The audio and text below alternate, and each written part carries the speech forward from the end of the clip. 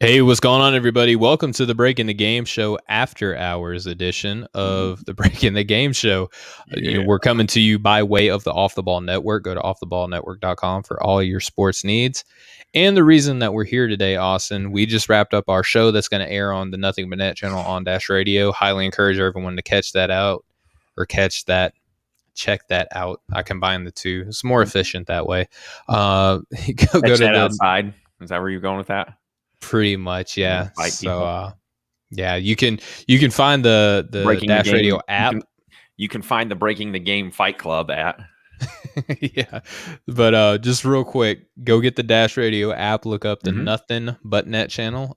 Every Monday and Friday at 6 p.m. Eastern, 3 p.m. Pacific. Austin and I will be on there. And Austin, we just wrapped up a little bit of our MVP race. We left our top two guys out, but what I would like to do is kind of start this from the top. Let's kind of reset what's happening, and we'll do a little bit of our MVP race right now. Before we get into our top five, Austin, who are kind of some of your honorable mentions? Well, I went with three guys that could have very easily made my top five, but ultimately they ended up being in the honorable mention section here. One that I think a lot of people are going to be surprised that I didn't have in my top five is Nikola Jokic, the center for the Denver Nuggets. I'm with you that I think winning makes a big difference in this race a lot of times because there's so many guys that average such good numbers, but how valuable are those numbers if your team's not winning because of them? So, his team has definitely struggled from where they were expected to be this year. No fault of his, I would say, but it does make a difference. So he didn't make the top five with numbers at 26.7 points, 8.5 assists, and 11 rebounds. He didn't make my top five for the All-Star or for the MVP race. So that's pretty crazy. Next guy was a guy that you had in your top five that, I know you'll get to, is Giannis Antetokounmpo. Having every bit as good of a year as last year. And, not even really getting much said about him for the MVP race. 28.9 points, shooting incredibly from the field again, over 50%, over 55%, 12 rebounds, 6 assists, 1.3 blocks, 1.3 steals. What more can you ask for? He's improved in several categories from being a back-to-back MVP winner already. So, he definitely belongs in the conversation. And then my other one is somebody that I don't think a lot of people would talk about, and I think you might be pretty surprised that I put him in, even in my honorable mention, and it's Paul George. Okay. He's shooting incredibly from three, from the field. He was on pace at one point not that long ago for like a 50-50-90 shooting season, which has obviously never happened before. It's unheard of. Right. He's at 24 points per game as the number two option, undoubtedly for his team. He's not their go-to guy. That's Kawhi, but he's having a career best season in assists at 5.5. He's having another really good year rebounding, 6 rebounds a game. He's still shooting, 51% from the field. He's all the way down to 47% from three. Yeah, it's terrible. And he's taking quite a backslide on free throws too. He's at 88.5. So, he's fallen a little bit recently. He needs to pick those numbers back up, obviously, or everybody's just going to kill him again like they like to do. Of course. But no, I think this is as good as you could have asked for him to play in response to what a lot of people thought was a failure in the bubble in the playoffs for him. So he was somebody that might have been in my top five as recently as a couple weeks ago, but he's in my honorable mention. Okay. My honorable mentions, and again, just for everyone who does not know, for the All-Star games, I don't really consider an All-Star nomination to matter so much in terms of winning, and we saw that kind of flesh out in different ways, oddly enough, with the coaching naming their reserves, with the Pacers not getting a nomination at all, the Spurs not getting any nominations at all. But there's teams that are significantly lower. Guys like the Magic have a representative. Teams like the Pelicans have a representative for most valuable, for All-Star. And I just found that weird. But for MVP, I do think that winning actually matters a lot. How can you be the most valuable player in the league on a losing team? I Right. think that holds completely different. Although it is an individual accolade of sorts, it's weighted completely different to me. That being said, Mhm. and the reason I went on that little soliloquy there is because I think that the guys who I have on my honorable mentions are in a lot of people's top 5. So before you kill me, the guys that I have ahead of them actually are their production is resulting in winning more so than these guys here. Mhm. So number 8 as my honorable mention is Nikola Jokic, and I know that he's a guy that a lot of people have in their top 5. Steph Curry is number 7, a guy who you can give me all the injuries you want. At the end of the day, there are guys who are winning more and putting up just as good of performances, if not better, than Steph Curry. And then number 6, Damian Lillard. I think that I have him over Steph because he is dealing with injuries all the same as Steph Curry. He's without, I believe, 3 starters currently, Mhm. started the season missing 2, and still finding ways to win game in the same Western Conference that Steph Curry plays in, So I have him actually ahead of Curry in that aspect. So those are my honorable mentions. I do like your Paul George take. He would probably be looking anywhere from 9 to 12 on my list right now. There are a couple other Mhm. guys that I could name off as to people who I would consider here, but just keep it at about 3. I think 3 is a good number for honorable mentions here. Yeah, me too. And Portland, you mentioned all the injuries. That's something I heard the other day that I thought was odd. A lot of people apparently like them as a trade partner for Kristaps Porzingis with Dallas, and I just thought they want to get another injured big guy. Like that's the Right. history. That's the history of the Portland Trailblazers is injured big guys. Bill Walton, Greg Sam Bowie, Oden. Bill Walton, Greg Oden. All of them. Zach Collins and Nurkic are always out for this team, Mm-hmm. and I just thought that was weird. So I Yeah, like the that Damian that Lillard would be pick though fun. for sure. He's having a heck of a year. Yeah, and again, just because I have them as honorable mentions does not mean that I think that they're trash. Austin, I'm sure you Eighth agree. place. What is your problem? You hate this guy. Why are you so biased against him? Well, I've been joking a lot lately, Austin, that the NBA is full of 24 All Stars and 426 snubs. So, Right. like that's how the NBA is comprised Mm-hmm. right now. Ooh, man, I'll tell you what. That article got some.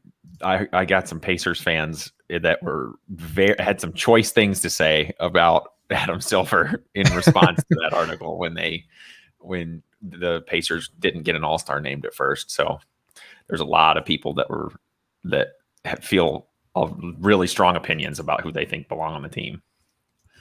Yeah, I think that there were 2 Pacers that arguably could have made that list. But Me before too. we get down the All Star rabbit hole, we're talking most valuable player. So Right. Austin, we talked a little bit about this on the Nothing But Net channel on Dash Radio. Again, if you don't listen to that, we're live every Monday and Friday from 6 p.m. Eastern, 3 p.m. Pacific for about 55 Mm-hmm. minutes. You can go and catch that content there, but we're so glad that you're listening now. So, Austin, who Mm-hmm. is your 5th place MVP candidate? Yeah, guy I just mentioned. It's Paul George's teammate, it's Kawhi Leonard. The Clippers just haven't been talked about much this year, and I wanted to kind of highlight several, 2 of their guys that are absolutely balling out. And Kawhi Leonard is having another career year. His player efficiency rating is 27.2. Win shares, he's at almost 5 win shares a game, 4.9 for a season That's for the insane. season. Win shares is like a 13 or so is somewhere around there is the highest ever, I believe. It might be a little bit higher than that, but not much. So, he's on pace for like 11 and a half, 12 this year, which is a really, really good number. Player efficiency rating is going to be, in the top 25 all time too, at the pace he's going. Shooting 51% from the field, 39% from 3, 87% from the free throw line, 27.6 rebounds, 5 assists. And, he still gives you great defense every night. He doesn't get talked about enough for his defense anymore like he used to. But Yeah. he's been all around terrific all year. And for a guy that's kind of the face of load management, he's played most of the games this year. He's played a lot for this team. So, he's having a MVP caliber season in my eyes. He's somebody that definitely should get get some votes for it, I think. Yeah, and we touched on this earlier that one of the reasons that I like him this season, and kind of spoiler alert, I'm going to be talking about him here in a little bit as well. Mhm. I like the fact that he's giving you more minutes. So not only is he participating in a lot of games, he's actually giving you more minutes under Coach Ty Lue than he did under Doc Rivers. But his turnovers per game are down significantly, like almost an entire turnover better this season than he was the year prior to. And his fouls are down by about a half a foul a game. So his defense is more intense, more effective. His game overall is more efficient. I mean, he's up 4% from the field. He's up almost 2% from deep. His free throws are down a little bit, but I mean, still he went all the way down from 89 to 88% from the free throw line. So not a significant dip there.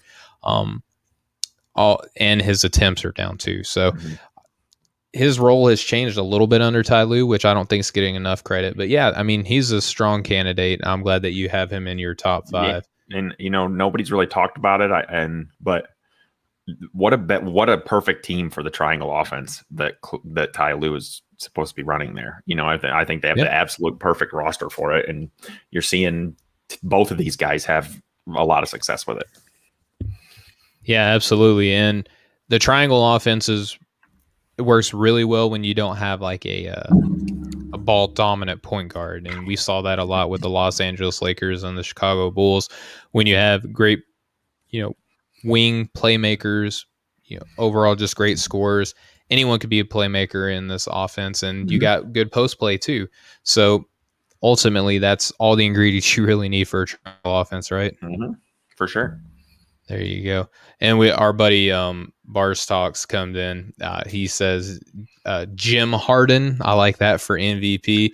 You may hear his name come up here soon, Bars Talks. So I appreciate you dropping in your Jim Harden. Be patient, everybody. Be patient. Be patient. We're only on half of our number 5. So rounding out my top 5, but starting with number 5 would be a guy that I think that you're not really allowed to talk about in MVP conversations right now. For whatever reason, it's just taboo. You can't mention his name at all. I'm just going to go ahead and break the rule, though. That's Giannis Antetokounmpo. Coming off of. You said that right. Antetokounmpo. I think so. I try to say it fast. I'm not sure. I try to say it fast. I'm looking at Basketball Reference right now. So long, I haven't heard it in so long. I don't know how to say it anymore. Excuse me. The Greek Freak. The Greek Freak. Okay, there you know who you're talking about. But yeah, so Giannis, oddly enough, you could argue is playing better this season than he did last year when he was MVP and Defensive Player of the Year. Yeah, for the second time. MVP. And Defensive Player of the Year all in the same year. So for your Defensive Player of the Year aspect of it, last season he was giving you a steal and a block a game. He's giving you 1.3 steals and 1.3 blocks per game. His scoring has gone all the way down from 29.5 last season to 28.9 this year. So give me a break. But fret not, his field goal efficiency is actually better this season. So he's, taking almost a shot less per game, which would explain the point per game difference. It's actually, if you think about it, he's taking one less shot, but he's only dropped 1 point per game, not even a full point per game difference. So that's great efficiency just in of itself right there. We'll ignore his 3-point percentage. We'll ignore his free throw percentage, which, by the way, his free throw percentage is actually up from last season. But this year it's a big deal that he has the free throw percentage that he does. Last season, it didn't matter at all. So that being said, he's playing more. He's being a little bit better of a facilitator. His assists per game are actually up this season compared to where they were last year. And he's taking better shots. So, Austin, I don't understand why, no one is talking about him. And I talk to you about this offline all the time. I hate when media personalities say, nobody's talking about this guy. That's kind of our job, right? When we're in the media and we cover it and we are in a game, we're the ones that are supposed to be facilitating conversation and bringing things to light that maybe no one else is. That way, no one else who looks for content for the NBA can say, how come no other media personality is talking about Giannis Antetokounmpo in the MVP race, right, Austin?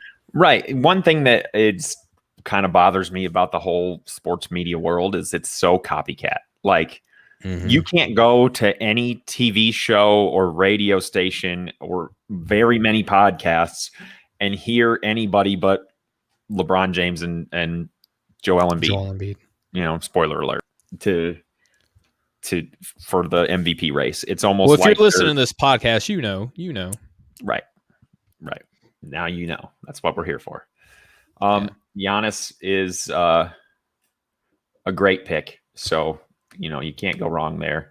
I had him in my honorable mention, and, looking at his numbers and the way you talked about it so well, he's somebody that definitely belongs in the conversation for sure. So, my number 4. You said, I'm sorry. And just real quick, what you said with Kawhi Leonard, that, the postseason success is obviously going to hang over Giannis's head right now. It's not going to matter, which again, we're talking about a regular season MVP award. Granted, his team has fallen all the way from first place to third place in the Eastern Conference right now, but they're creeping up the rankings and the amount of games back that they are. Right. They're still going to win 50 plus games in a shortened season. And Drew Holiday has missed 8 games, and he's a newly acquired person that they gave up a lot of assets for. And Chris Middleton is oddly enough the same thing, having an identical season this year, but can't be an all-star. So I don't know what it is with the Milwaukee hate this season. They're just, I guess, the overwhelming feeling is that until they win in the playoffs, they're frauds, I guess. I don't know. We like to joke about frauds in our group chat a lot, but that's plug for the group chat. This ring culture is finest. Yeah, we do love our frauds, though. It's always a lot of fun. Yes. My number 4 guy is going to make our buddy that commented in about him pretty happy. I have James Harden. I just think he's been terrific. Ever since coming over from Houston, and it's not like he was doing bad for Houston either on the court. He was doing a lot of bad stuff off the court, but on the court he was terrific. And since Kyrie Irving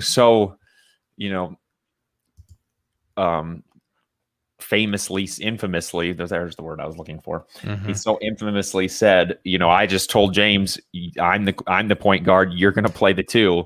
And, I guess everybody got mad about that. I don't know why, because it was Kyrie Irving. Yeah. But, the Beard's just been incredible since kind of taking over that point guard role. He went from being one of the top scorers in the NBA to he's still at 25 points per game. So it's not like he's having a terrible year. It's awful. He still gets 7.5 rebounds, but he's at league leading 11 assists per game, shooting 48% from the field, 39% from 3, and 86% from the free throw line. What more can he ask for? He comes over here to a team with 2 superstars that have kind of been, injury prone the last few seasons, and Kyrie most of his career. And he's, kind of the NBA Iron Man, so to speak. He hardly ever misses a game. He gives you 30 plus minutes every single night. And, he's the anti-load management guy for sure. Yeah. A wholeheartedly incredible year. Yeah, I'll wholeheartedly agree. And I'm going to talk about him here in a little bit, but not right now. I'm going to talk about another guy that you had already discussed. My number 4 guy right now is Kawhi Leonard. You said a lot of the things about him that I enjoyed. And what we need to remember right now is that them and the Los Angeles Lakers are pretty much neck and neck for that 2nd seed in the Western Conference. So let's try not to hold the lack of postseason success for a regular season award. Kawhi Leonard right now is giving you, Austin, you talked about it just a second ago, was 51% from the floor, 39% from deep. He's shooting 88% from the line, giving you a steal and a half a game. His turnovers are down. His fouling is down. He's just all in all having a tremendous season. That 5 win shares per game is something that you look at this point of the season. And with it only going to be 72 games on the year, 5 win shares already in the shortened season is pretty phenomenal. So Kawhi Leonard does get my nod. And Austin, you talked about this too. We're not allowed to talk about Kawhi Leonard in the MVP discussion, although he is on a team that has a lot of wins. They're having a lot of success, and he's being stupid efficient. Definitely. He's hitting shots at a pretty high clip this year for for this number 2 team in the Western Conference. And like we said, like you said, like both of us said, what's valuable about those numbers if your team doesn't win a lot? And his team always wins a lot. Yeah. He's impacting winning. So, Austin, we're up to your number 3 candidate right now. Who do you have? I have Stephen Curry from the Golden State Warriors. Okay. They haven't won as much as some of the other teams on this list, but I just think he's having an absolutely phenomenal year, coming off an injury, like several players were this year. And he's come back and not skipped a beat. 29.9 points per game. That's second highest in his career. Shooting 48% from the field, 41.5% from three, 94% from the free throw line. 4.9 win shares so far, even a little bit higher than we just talked about with Kawhi. 5.5 rebounds, 6.3 assists.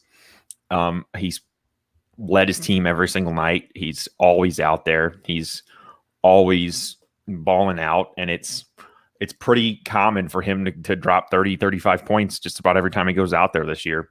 For a team that, other than him, doesn't have a whole lot of real proven guys. James Wiseman is a rookie, and he's played well, but nobody was sure how he'd do. Draymond is pretty proven, I guess. They do have him. But not Wiggins, not Oubre. They've never won anything in the NBA. They've never been, star players. Wiggins has missed a lot. He's played well, though, when he's played. He has.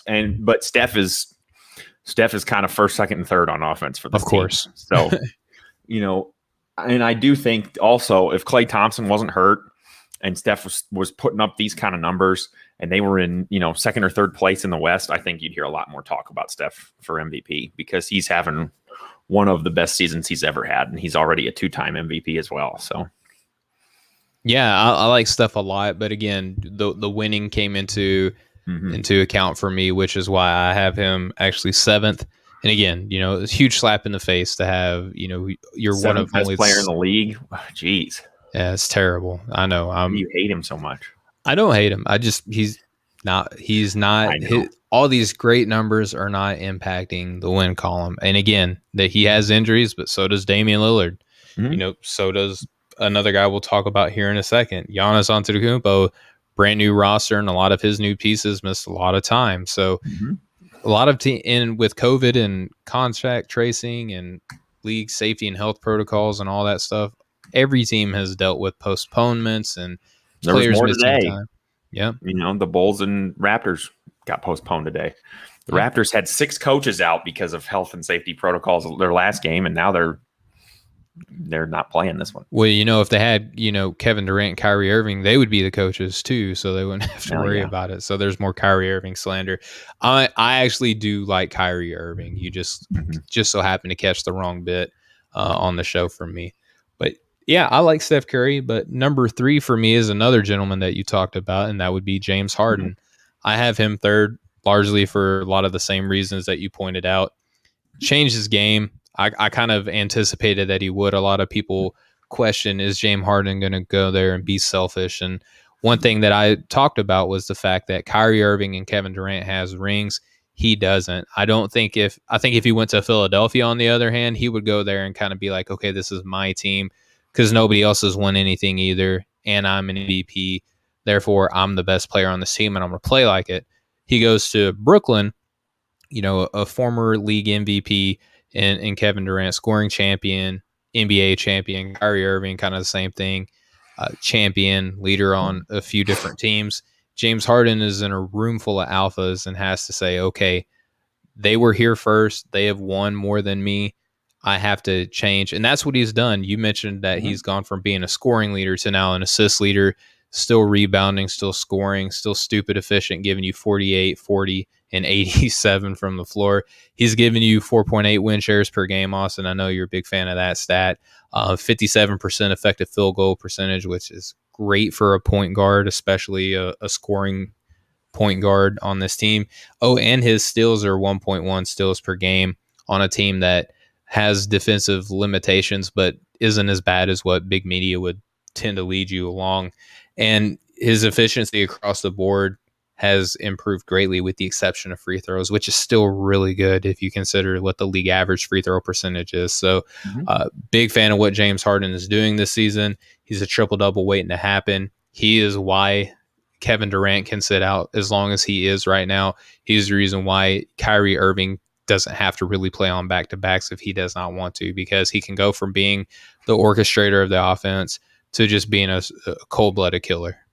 You know, I think the main story we'd be talking about right now if they hadn't made this trade is the Brooklyn Nets probably struggling at this point in the season. I don't think they'd be anywhere near where they are without him, because if Kevin Durant gets this injury still, Kyrie's in and out of the lineup, you know, this team looks really, really different without Karis LeVert has, you know, cancer that he's overcoming right now, and Spencer Dinwiddie's hurt. So that's a good point. He's been the saving grace on this team with, you know, rookie head coach, although Mike D'Antoni has been around the block and he's an assistant, but there's a lot that could be going wrong on this team that, you know, kind of like what Amin El-Hassan says on radio, like talent usually figures it out, and talent usually translates to wins, regardless of what the perception of these players are, you know, whether, you know, they miss time, they're going to go on vacation every 3 weeks, or, you know, they're going to play selfishly and all that other stuff. Amin's also one of the biggest,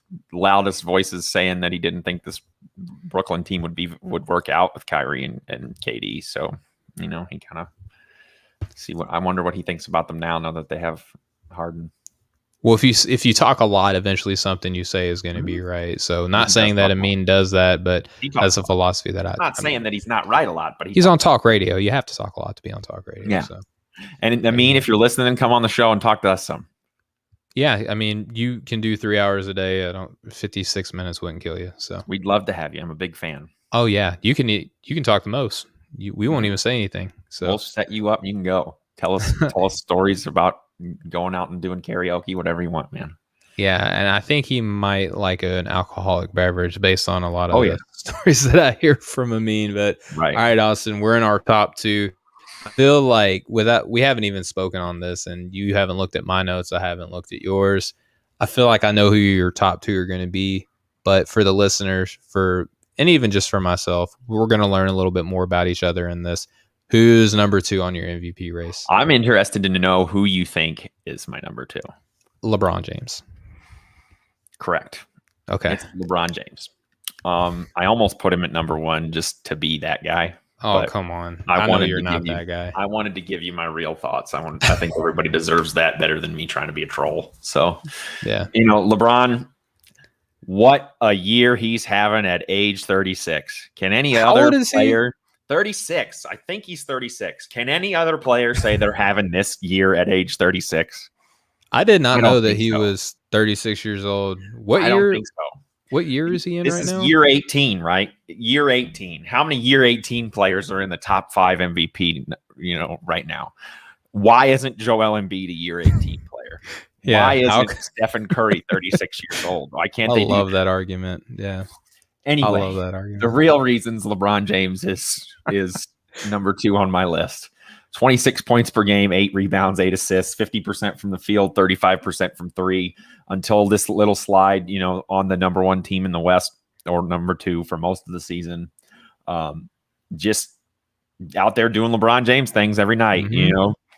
One of my favorite memes from the season is the picture of him when he hit that corner 3 and turned around and looked at the bench and didn't even watch it go in, and it went in. And it said, LeBron did this, and the next day the NBA created a super team. And that was, you know, the day James Harden was traded to Brooklyn. And I just thought that, you know, at that was like the height of the season for me as a Lakers fan so far. When he hit that shot, I was just like, you know, I've always wanted LeBron James to kind of stick it in people's faces a little bit more. Maybe, you know, be a little bit more, you know, show people up sometimes. He's almost too professional sometimes. I like my star players to have a little bit of an attitude about themselves sometimes. That's why. I mean, let's not go. I mean, LeBron James does have an attitude about himself. He does for sure, but I like when it comes out. Yeah. So, you know, I just loved that. I think he's leading one of the best 2 or 3 teams in the league again, like he has for so long now. And it's it's just repetitive to say it, but it needs to be said. When LeBron James is on your team, you always have a chance to make it to the finals. We've seen that year in and year out. And, take the second best player off any team in the NBA right now, and they're not going to look the same. They're not going to be as good, especially when their second best player is arguably a lot of nights their best player. So, Anthony Davis being out for the Lakers, LeBron still hasn't missed a game. He's still out there playing the top 5 minutes in the league, and I think he's at 36 years old. At 36. You're 18. And I just think he kind of is doing that as like a badge of honor kind of thing. Like he's saying, in the era of, load management and players taking games off and everybody worrying about conserving their body and people talking about, back in the 90s, players played 82 games every year and nobody ever missed a game and they got knocked out and were playing the next night, and they were punching each other in the mouth and spitting out teeth. Right. In my day, you went down the lane, you got clotheslined, so you knew not to do it again because we were so good at basketball in the snow uphill. We played basketball the right way. We beat each other up. But I just think it's been awesome to see him play every game this year and kind of show everybody like, hey, even, as long as I've been around, I'm not slowing down anytime soon. So, I'm the champ right now and you got to come and take it from me. I don't think it's particularly close from 2-1 though, really, to be honest. I think my number one guy is head and shoulders above just about everybody else so far this season. So not to say he's had a bad year by any means by saying that. I just think that there's been a lot of, noise around this to try to make it sound closer than it really is. Yeah, and it was kind of, to me, the same thing as last season with Giannis Antetokounmpo. And right. Back then, he was only 37 years old, or 35 years old. Year 17. So, back when he was just a young pup. Yeah, come a long way since then. But we joke around, but we do get tired. Both you and I both get tired of the age narrative, and we talk about why. Right, so nobody else can. You can't change your age. Yeah, you can't go out there and player shouldn't be penalized because he's 26. Yeah, and not 36. Yeah, that's exactly it. Like anybody theoretically could come out and have an MVP season, right? Based on their performance, based on team success and all that stuff. But no one could come out and be a different age. No one could come out and be a different height. They talk about with Kevin Durant, it was like he's 7 foot tall with a handle and all this other stuff. Like, all right, cool. But like, let's talk about what he's doing, right? Compared to other people. So I never really got into that. I like tangible things that other people can go out and do. So LeBron James, shockingly, is my pick as well. My number 2 pick, I should say, for MVP. You gave a lot of the reasons why. He's playing in every game, giving you more minutes this season than he did last season by only 0.2, but still, giving you more minutes per game without, his 1B. Anthony Davis is very important to this team. We're seeing that now. And this is a lot of changes on this roster too. They brought in Dennis Schroeder. He's missed a little bit of time. They bring in Montrezl Harrell. His fit has kind of not been as seamless as I think a lot of people would anticipate. Still waiting on Marc Gasol to kind of be that X factor playmaker that I anticipated him being when they brought him in. I'm sure they are too. Taylor Horton Tucker has been phenomenal in spurts, but nowhere near the player that I think everyone was expecting to be after the preseason. Alex Caruso is being Alex. Yeah, right. Alex Caruso is being Alex Caruso. He's giving you 1 to 2 great plays a game. And Morris is your enforcer. But outside of that, there's really not a lot of 3-point shooting. They don't really run the floor. They're very much a half-court team. This is the progression of a LeBron James team. I'm serious. If you line it up this season and where the Lakers are at compared to any other development of the post-Miami LeBron James teams, this is what happens. They have a team that doesn't have as great of a roster. They kind of overdo expectations. They're going to make the finals, right? In the second season, they add more veterans. They go and get more players. And they slow down and they dump assets. And they slow down and they dump assets. They didn't really dump a lot of assets, which was a breath of fresh air. But you definitely see the slowing down of their style of play. But what I do appreciate about LeBron James, other than him being 36 years old, is the fact that he's playing really good defense this year, and that's an aspect of LeBron James that I would expect all of his apologists to come out and preach and harp on, because everyone is talking about his scoring this year and his rebounding and his passing. His defense has surprisingly been very stout. He's not only is he playing in every game and giving you good minutes, but his defense has actually been there every night, more so than it was the previous few seasons. And that's if I was just a LeBron James lover, not that I'm a hater, but if I thought that he walked on water, right, I would be leaning more into his defensive effort this season, Austin, than I would anything else. Well, have you been on a Facebook, NBA group and seen any arguments about LeBron James? You can't talk about his defense. They just laugh at you. Nobody wants to listen to it. They act like you're an insane person if you even say LeBron and defense in the same sentence, unless it's because ESPN isn't telling you that LeBron James is a good defender yet.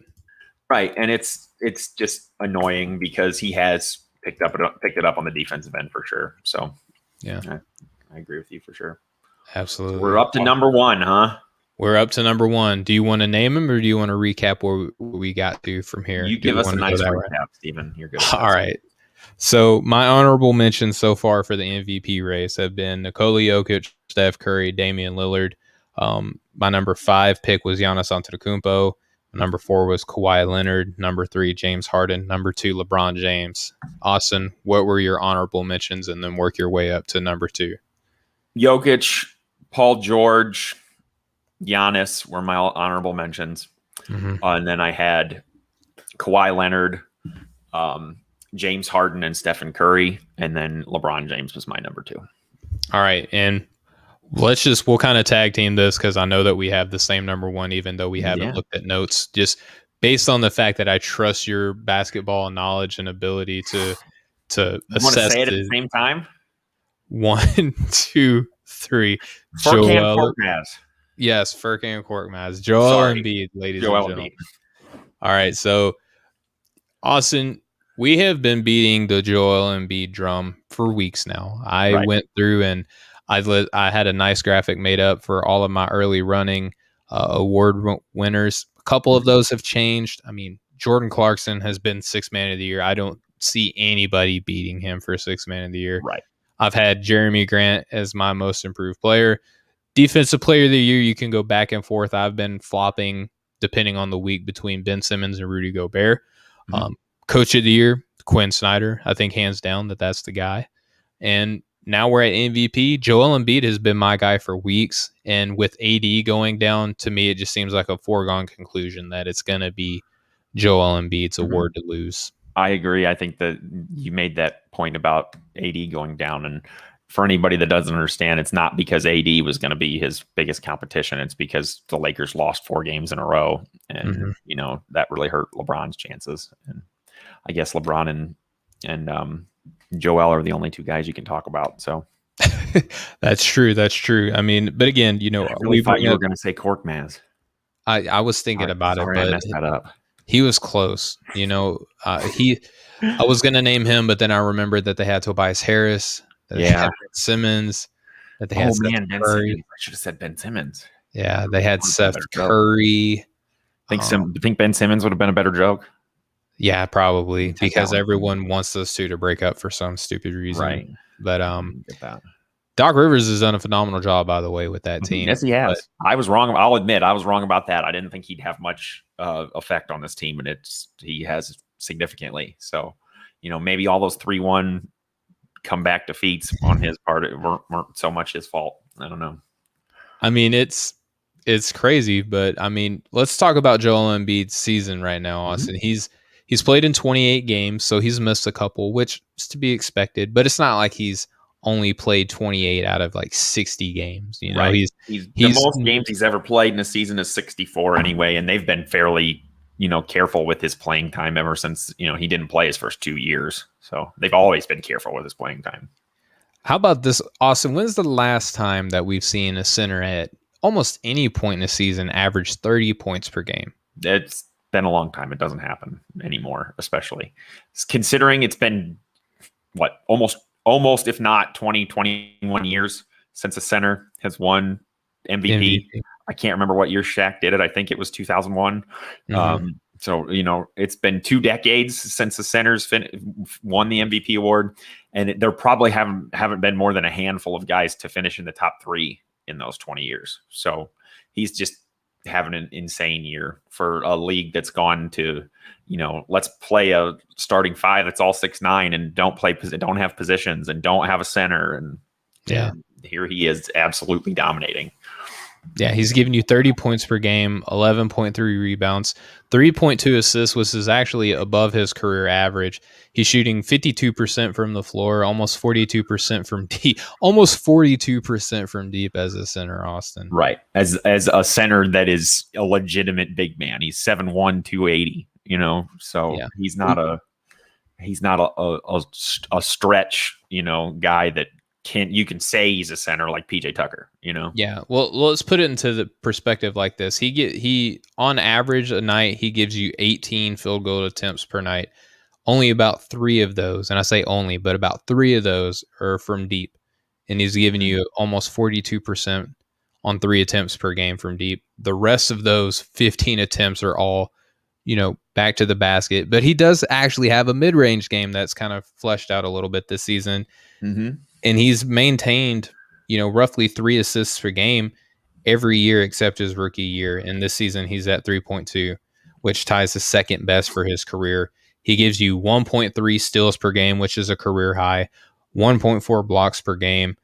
And again, efficiency has not been an issue with him. Starting and playing 28 games, Austin, he's giving you 55% effective field goal percentage. He's a 31 PER, 5.4 win shares. Dude is 5.4. That is nuts. We read off all these perimeter players that are giving you a little, like maybe 5 at the most, but we kind of round up when we say 5. He's giving you 5+ win shares per game right now. You want to know what the craziest Joel Embiid stat I just found is for this season? I think that I know what it is, but go ahead and say. Do you know how many possessions that he has been in offensively that are considered post-up play types? How much? 256 possessions. He scored 278 points. That's the 82nd percentile. Do you know how many post-up possessions he's defended? How many? 9. He's had 9 defensive post-up possessions and 256 offensive. If that gives you an idea of how little post play most teams have. Yeah, 9 the fact that he all year. That's insane. How about this, Austin? His true shooting percentage is just shy of 65%. It's crazy. That's insane. What's a great true shooting percentage they say, on average? Like superstar level, or if you want to call it that, is around 60. So yeah, he's doing all right. He's got a usage rate of 34. His turnover percentage is only 12.4. I mean, he's in the 90th percentile in points per possession offensively and in the 87th percentile in points per possession defensively. He's at 1.14 offensively and 0.87 on defense. That's insane. And if you're not stat nerds like we are, and here's the thing too, we say all these stats, and I know that some people are going to run away with their ears plugged and go, la, la, la, la, la. Like they don't, for whatever reason, some people just don't like numbers. I jokingly tongue in cheek say that they're afraid of them. Right. But to me and to you, Austin, these numbers are just actual representation of what we see on the floor. If we were to tell somebody that Joel Embiid is a great basketball player and they only watch basketball, they would say, well, yeah. But if we say, did you guys know that Joel Embiid has a true shooting percentage of 65%? They would be like, that doesn't mean anything. Well, actually it does. It just reinforces the fact that he's a great basketball player. Mm-hmm. You see how, on SportsCenter, they tell you that, with him on the court, they outscore their opponent by 12 points a game. And without him, they get outscored by 11 points.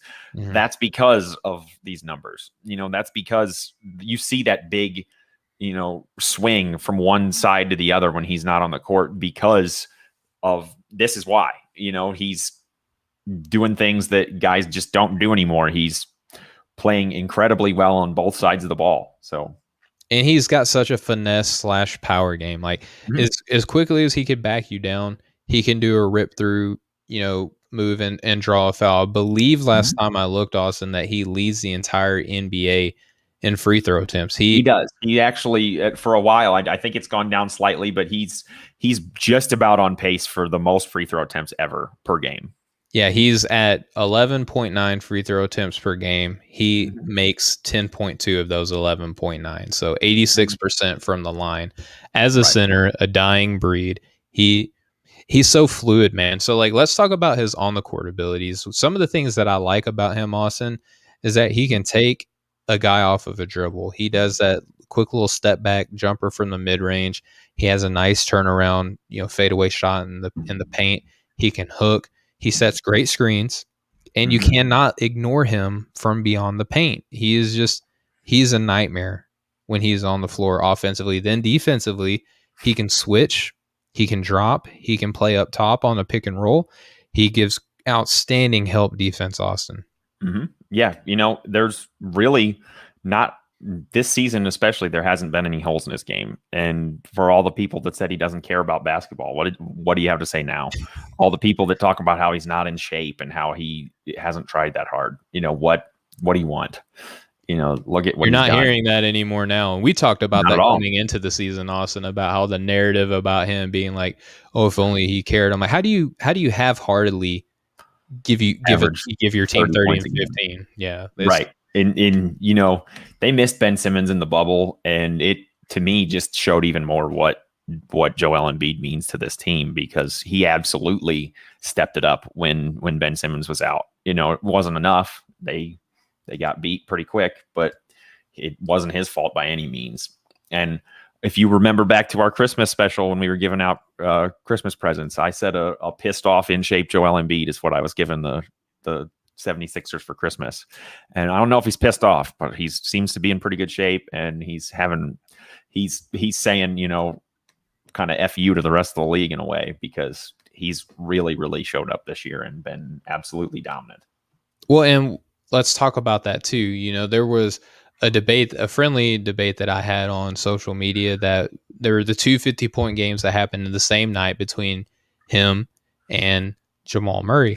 And the fact that Jamal Murray, again, it's like when you say you don't pick the other guy, that you just automatically insult him. The fact that he got 50 without a single free throw attempt is phenomenal. But if you look at what Joel Embiid did, he gave you 50 points, but he also gave you double-digit rebounds. He also had more assists in the game than Jamal Murray, meaning that he gave up attempts to get more points. He also played really good defense, and he did get to the free throw line a lot, and he made a lot of free throws. So that's a part of the game. And the fact that you have to debate whether the two 50-point performances, which one was better, is between a guy who put up 50 on the regular in the bubble and a center in a positionless era. The fact that your 7-footer is putting up that type of performance, to me, it's just a lot of credit to Joel. Oh, exactly. Like you said, they went about it two completely different ways, but both were phenomenal. But at the end of the day, didn't Joel Embiid draw 11 fouls in that game too, and only committed 2? Yes. So he puts your opponent in foul trouble. He gets every rebound. He blocks shots. He goes to the free throw line over and over and over, and he hits most of them. And he passes out of a double team. And he does everything incredibly well. Like just looking at his per possession numbers are insane. Like you see Rudy Gobert is the only other center you see with numbers this good defensively. And, Giannis was one of the only other guys that comes to mind in terms of offense. Well, Jokic, I think, would be the other center that he's you up there too, for sure. But Jokic definitely doesn't give you the defense that Embiid does. And he's picked it up on the defensive end, which is something that I think a lot of people wanted to see from him. And Philadelphia is going to be a scary team in the playoffs with Ben Simmons and him. If they're both healthy come playoff time, that defense is going to be phenomenal. Yeah, absolutely. And he's the guy that is, kind of opining for a Defensive Player of the Year nomination too. It just so happens that Ben Simmons is on the same team as him, and it's a phenomenal defender as well. So Yeah, Austin, those are our MVP leaders for this season, and this was a lot of fun, kind of having a little bit of a bonus content episode with you, man, and For sure. going a little bit more in depth on some of the guys that we are having an eye on for being MVP for this Mhm. season. Yeah, and unfortunately, we both are being one of those podcasts that's just repeating what everybody else is saying with our top two. But I feel like we gave a lot of good info and reasons for why, and we named off a lot of other very deserving players as well. So Yeah, I mean, we it's don't been a lot of try fun. to put in new names for the sake of just being Right. brash, bold, and different, right? Right. Obviously, like Joel Embiid and LeBron James, you hear their names a lot, and rightfully so. They are probably, if not the top two guys for MVP. But the three names that I kept hearing in Damian Lillard, Steph Curry, and Nikola Jokic, they're having phenomenal seasons again. They're my Mhm. honorable mentions, and it doesn't mean that I hate their guts. I just think that we should be talking about how great of a season these three other guys, that being James Harden, Kawhi Leonard, and Giannis Antetokounmpo, Mhm. they are also having MVP style seasons, and it's impacting winning more. Before we close, though, Austin, the best team right now in the NBA, the Utah Jazz. I Mhm. think that some people, if we closed out without saying, and we said that winning matters, and we did not mention the Utah Jazz, I think we'd be remiss to not even acknowledge as to why not a single Utah Jazz member even made either one of our honorable mentions. Austin, why did you leave out either Donovan Mitchell or Rudy Gobert? I just think the Jazz are the best team in the NBA because they're the best team in the NBA. They're all around. They have so many guys that do so much for that team. I don't know that you take LeBron James off the Lakers or Joel Embiid off the 76ers, and those teams are going to fall apart. Mm-hmm. I don't think that's necessarily the case with Utah. I don't think obviously they'd be the best team, but they'd still be a playoff team. They've got the deepest rotation of guys that are as good as they are. Nobody else has that many good players. They have the sixth man of the year, like you said. I think that's been set in stone for a while in my mind. Yeah, Their coach is just playing is not playing, obviously, but coaching at a incredibly playing high mind level. games. Right. And I know Anthony Davis is out, but they thoroughly dominated the Lakers from start to finish in that game the other night. And I watched the majority of that game, and they got whatever shot they wanted. They got wherever they wanted to get on the court. They moved the ball so well. I heard a stat the other day. Have you ever heard the term hockey assist, like a pass Yes, before yes. the pass? Like the pass that leads to the assist. Right. The Mhm. Lakers average two of them a game, and the Jazz average like 27. Yeah, I And think I think they have what 7 passes per point or right. something like that. It's crazy. They move the ball so well. They remind me a lot of those Spurs teams that made it Mhm. to the finals in Tim Duncan's last few years that just, the ball swings to the corner, and by the time the defense shifts, it's already two passes back around and somebody's getting a wide open shot. They're on pace to average the most 3-point makes per game. They're on pace to average 18 made threes a game. Yeah, That's crazy. and if For this was this not a is not your shortened grandpa's season, Utah Jazz. yeah, correct, or your No. uncle, depending on how old Right. you are. Right. And the Jazz have kind of always seemed old school, I guess. Just Utah does that, I guess, just thinking about them. They're a small market. They don't like to spend a lot of money. They don't ever really have a superstar. Karl Malone was probably the one that you could say, but they do now for sure. Donovan Mitchell is a superstar. He's a multi-time All-Star, deservedly so. And Rudy Gobert, I've talked about him more than enough about how good I think he is. So I Mhm. won't go down that rabbit hole too You far. were But right. You were right they've about just they've played so well, and they blew me away with how dominant on both sides of the ball they were against the Lakers. It was yeah. it was crazy. So they're definitely the best all around team. They deserve that distinction for sure. But I think it almost speaks to how good of a team they are that they don't have anybody in our top 8 or 9 for the MVP race.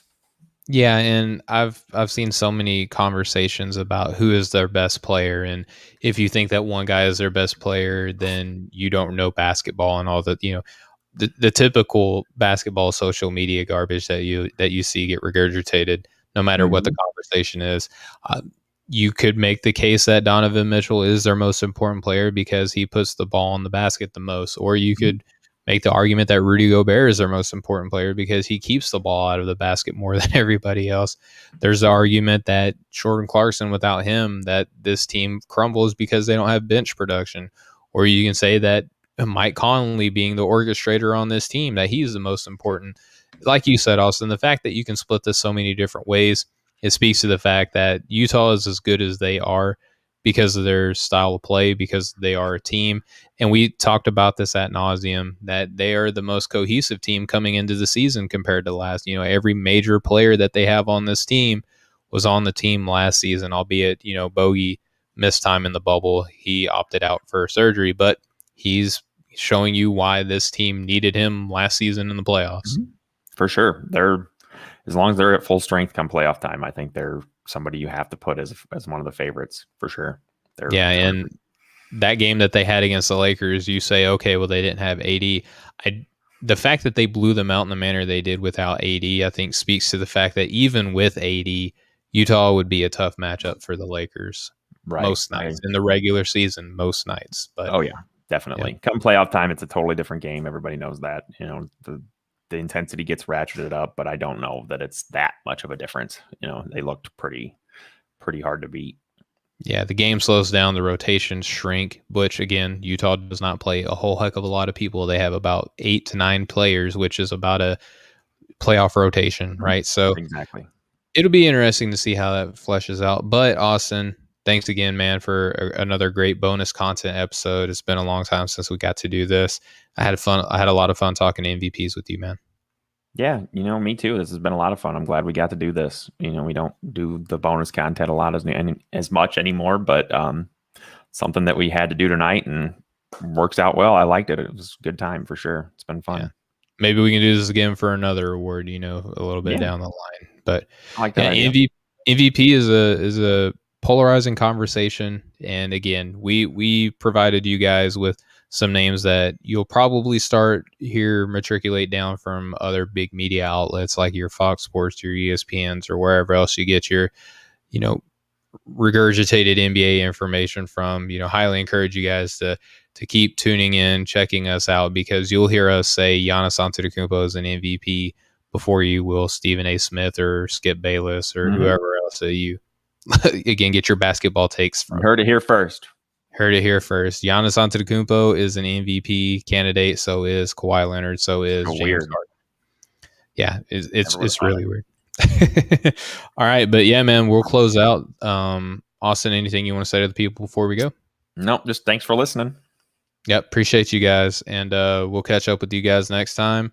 Just please go check out offtheballnetwork.com for all your sports needs. Please listen to the show on the Nothing But Net channel on Dash Radio every Monday and Friday at 6 p.m. Eastern, 3 p.m. Pacific. Other than that, we'll catch up with you guys next time. Much love, everybody. Have a good one.